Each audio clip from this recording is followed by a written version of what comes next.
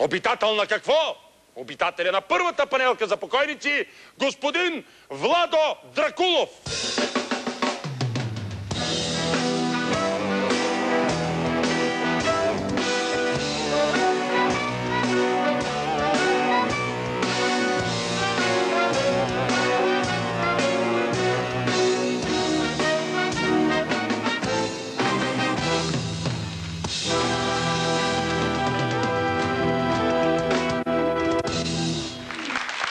Здравейте! Гледай, тук пак са пуснали жито. Аман бе! Да, вие сте... Какво правите с това? Да, оставете, това е от една предишна ма... Така ли? Да. Аз мислех, че пак някой е дошъл и е турил жито в почтата. Не. Коя е тая фамилия? Вие вампир ли сте? Какъв сте? Господин Дракулов или Дракулов? Как е правилно се обръща? Ама какъв вампир съм аз, бе?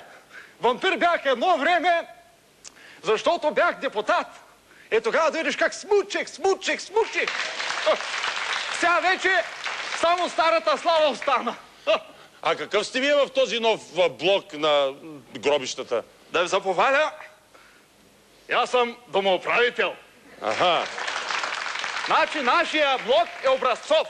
Да. Отпред пред блока сме залепили образите на всички живущи. Пардон, живущи не е точната дума. В смисъл, че сте залепили некролози. Не? Точно така. Значи с тези некролози е голям майтап.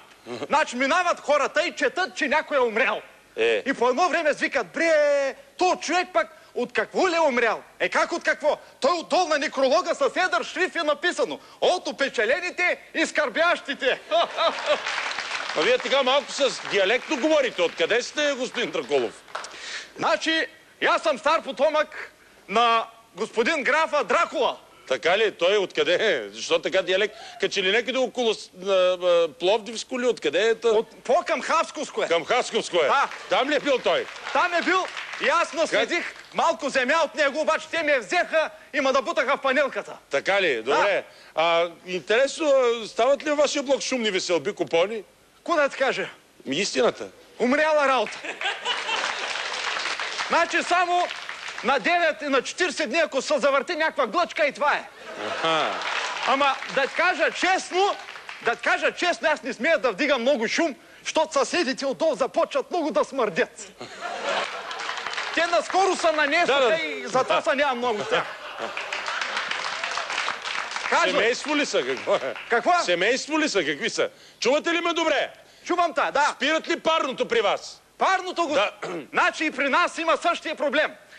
Изглежда всички спират парното, защото ги гледам до един са се окостили и са се отървили. А имате ли чистачка във вашия блок? Значи по принцип е чисто. Да. Ама само от време на време, както казах преди малко, някой пъха жито в пощенската кутия. А по съседски ходите ли си на гости така? Уважавате ли се едни други? Значи много почитате ли се? Общувате ли си заедно? Почитаме се и... Какво значи това почитаме се и ще общуваме заедно? Зависи за какво ме питаш. Ако ме питаш дали правиме... Не. Питам ви дали се общувате. Моля ти се, ние водим много духовен живот. Така ли? Предимно духовен. Да.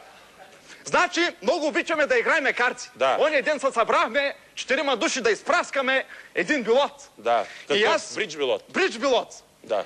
Можеш ли да играеш бридж билот? Мога да играя. Най-обичам 4 валета, 200 за всичко кост. Така. Значи ще ме разбереш. Да. Поне ти, ако не другите. Не всички ще разберем. Давай. Значи, тъкмо ще да кажа контра на безкост. Да. Но нашето не е като вашето безкост. Нашето е на безкост. Да. И какво стана? И по едно време партньора ми отсреща изчезна. А ти с кого игра? Аз 4 бяхме се събрали. Бай Дончо отгоре, заболекаря на 4-ти етаж и още един дет, сега още не му знам името. Да. Наскоро е дошъл. Да. И по едно време партньора ми отсреща изчезна. Да. И след малко пак се появи. Да.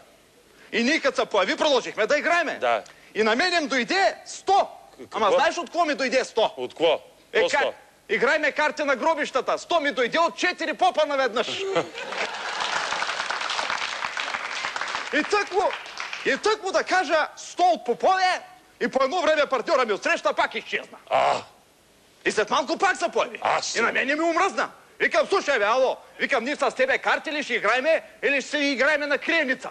А той вика, извинявай, бай Дракула, много съжалявам, ама някакъв шаман ли е, гледачка ли е, постоянно вика, призовава духове. И мене вече за 4-ти път ме викат днеска. Значи те са много опасни. Така, като се казахме за съседите, правите ли си услуги, бай Дракула? Услуги? Какви услуги? Ами не знам. Дали не такива услуги? Не. Дали си правите всякакви услуги? Това е въпросът. Значи правите си... Фултакия, между другото, имаш. Много готино там. Да, има и гръмоотвод отгоре. Веднъж така ма тресна една светкайца, че щя да се окостя. Добре, а правите ли си услуги? Правим си услуги, разбира се, и много се уважаваме. Да. Вчера, значи, отивам при комшията отляво и му звъня на вратата. Да. Тоест не му звъня, ами, защото ние нямаме звънци. Ние нямаме електричество, още не са ни прекарали. Да. Значи отопляме се и се осветяваме само на едни свещи. Добре, де, какво става? Значи, отивам при комшията и му почуках на вратата. Да. По някой път чукам по-силно, защото много дълбоко спът. Давай, и какво? И отварям вратата и викам: "О, комшо, какво правиш, бе?" Той вика: "Какво да правя?" Вика: "Почивам." Викам: "Извинявай, че нарушавам почивката. Ама да имаш малко олио да ми услужиш, че моето свърши, бе." И той? И той вика: "За тебе, бай Дракула, винаги къде е там, сочи с очите, вари си сипи от кандилото." Уважаеми зрители, това беше Георги Караджеков в ролята на Владо Дракулов, управителя, домоправителя на първата панелка за покойници.